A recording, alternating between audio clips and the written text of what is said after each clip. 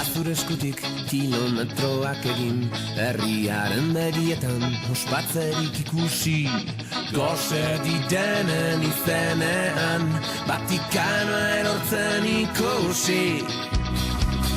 Zure eskutik debekaturiko egin. Bertso saio didaktikoa daukagu gaur eguerdian, Algara konpartzan, eta hemen ditugu euskara bi ikasle. Zer mailetan zaudete? 6. urratzan. 6. urratza eta zu? Ni bai. 6. urratzeko biak. Ikusi ditugu euskara ikasleak pixka bat lotsatuta, ez dutela nahi hitz egin. Zer gertatzen zaizue? Ez dakigu oso ondo hitz egiten, jo. Eta lotza Baita, ematen du, ere, jo. Normalean kostatzen zaigu euskaraz hitz egiten, eta horregatik telebistan, pues, askoz gehiago kostatzen zaigu. Tira, erakutsiko dugu ere, euskara ikasleak ere badutela bere lekua ere jaietan, euskaraz ikasten jarraitzeko edo praktikatzen entzuten, ez? Bai, eta gu adibidez, txanda bat egin genuen txosnan. Eta nola, moldatu zineten? Bai, bueno, azkenean jende guztia garagarde eta kalimotxo nahi dute, eta horregatik arazorik gabe. Euskadeletador da, no? Eta ondo. Jaietan, bueno, giroa oso ona dago, eta, bueno, hobeto, no? Beraz, mintza praktika egiteko aukera izan duzu aste nagusian? Bai, noski baiet, bai, eta hemen gehiegi, bai. Gehiegi inoiz ez da, Bueno, gehiegi, ja, zopi du, bai. Asko. Bueno, gaurkoan bertsoak ikustera etorri zarete, bertsolaritza gustukoa duzue, komplikatua iruditzen zaizue. Niretzat oso zailak dira bertsoak, baina, bueno, saiatuko gara ulertzen, bai. Momentuz, dena ulertzea zaila da, baina, bueno, ikusiko dugu. Igual gero pentsatzen dugun baino gehiago ulertzen dugu. Bertso saio didaktikoa da, beraz, suposatzen dugu bertsolariak ere zuei begira egingo dutela. Espero dugu aiet. Bai, espero. Dugu aiet. Eskerrik asko. Bueno, zuri. Eskerrik asko edo baita ere izan daiteke erantzuna, ez da gauza asko. Eskerrik asko? Ez da gauza asko.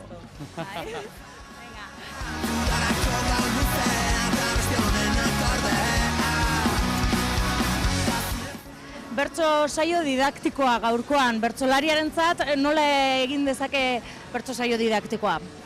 Bueno, nik egia esango izun, nik uste nun bertso poteo bateran entorrela. Orduan, didaktikoa bidean bihurtu da, eta nik uste kokatu behar dela baita ere gauden giroan eta festetan gaude, eta pixkat esperientziatik, beraien dauzkaten galderei erantzun, eta guretzat bertsoa zer dan eta saiatu transmititzen, ez? Guri zergatik gustatzen zaigun horren beste ez gerasiko klase magistralak ematen aste nagusian. Bueno, suposatzen dut bertso eskolan ikasitakoak ere, orduan hortik hartuko duzuela ere.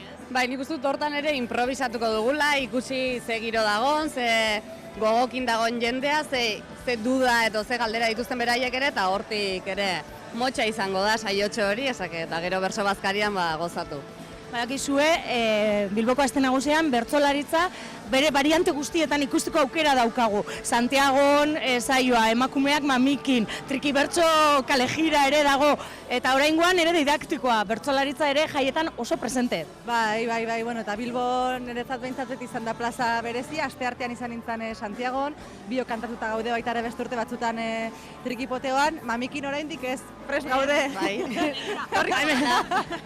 Urrengo urte baterako, bai, gustora. Zoko dute gonbitea. Bai, beti etortzen gara gustora Bilbora, eta guri ere gustatzen zaigu olako besta ederretaz gozatzea, eta gure aldetxoa jartzea, eta ea jendeak ongi pasatzen duen gurekin. Hala ere, gaurkoan hemen entzun dugu esaldi bat, ez zara bertsolaria berandu espazara heltzen. Hori hola da, bai, eta batez ere berandu ez bazara heltzen festetan. Eta, egia esan gara izteldu gera, baina ongera pote bat hartzen horrek kafean zuki ondoan. Berandu pote hartu dugu. Bai, interesantean aiteko pixka bat. Bueno, neskak, zain daukazu ez, eskerrik asko. Bai, zueri. Eskerrik asko pixka gehiago berandutzen laguntzearen.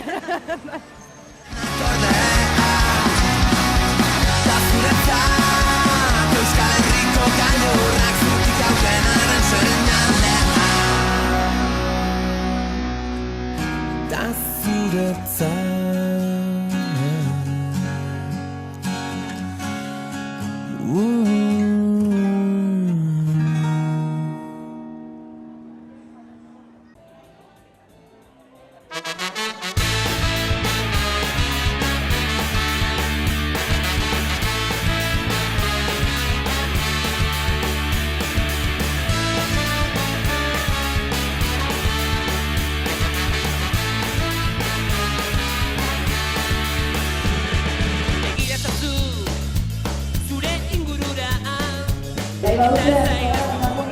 Guretzako zer den bertsolaritza ez gara sartuko gauza teknikoetan eta zergatik garen bertsolariak, zergatik gustatzen zaigun bertsolaritzaren mundua eta zer ikitzen zaigun eman dezakela bertsolaritzaren munduan. Denak zarete euskara ikasleak?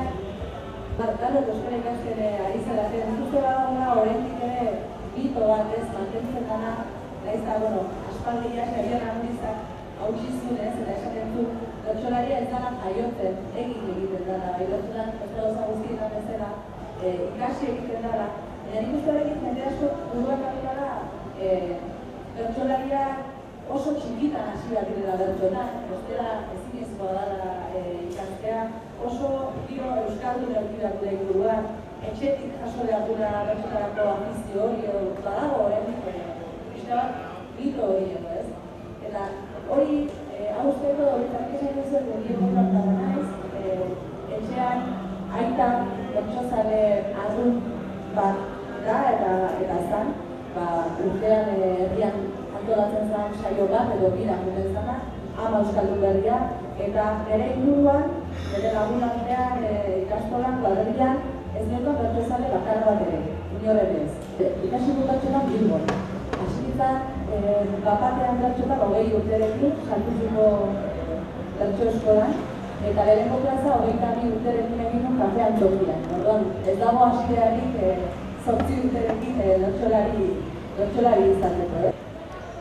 Nire kasuan uste dut biltzen direla Euskal Herriak ematen diren paradoxa asko, agian zuen familietan ere gertatzen direnak, ni lesakan jaioa naiz, herri oso euskaldun batean, herri txiki bat, Nafarra, baina nire gurasoak zoraluzekoak dira, bai? Nik etxetik ez dut bertsoa jaso, bai hasi nintzen oso umetan, zer lesaka bada herri bertsozalea, eta aurretik ezagutuko dituzue, Xabier Silveira, Eskutxo Arozena, horiek denak, bani baino 5-6 urte zaharragoak dira, eta horiek bertsotan zebiltzan, eta guretzako baziren erreferentzia bat, eta gu ere hasi ginen bertsotan, orduan, umetan. Ez egin zure zilborrari, jokoan ez zaute bakarri, banatu indarra eta hore utzi.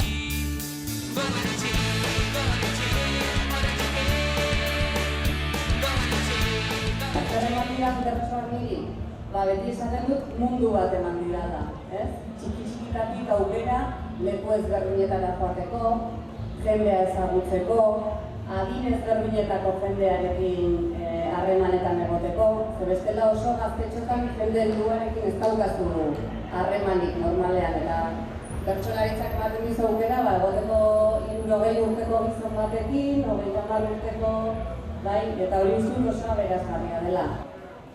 Uste, zaitasunak aipatu dituzu eta polita bada igual anekdoten bitartez zuegi eraraztea guri zer engantzatzen gaitu dugu, ez? Gure amak esaten du aitarekin hasi zanean, hasi berritan lehenengo urtean edo aitak eramantzun Euskal Herriko bertsolari txapelketako finalera 8 ordu. Amak ez zuen ezer ulertzen, euskaldun berria zan, orduan euskara ikasten hasia ez zuen ezer ulertzen, ondoan zeukan 60 urteko baserritarra bertso bakoitzaren ondoren zitzen ziona. Ona, eta, ama, bai, bakazun, egun guztia, eta gaur da eguna, gure ama ere bertso zaletu dana, eta bertxotako pasarizuekin jarre, negar, eta pentsatu eta beretik egiten duna, ez?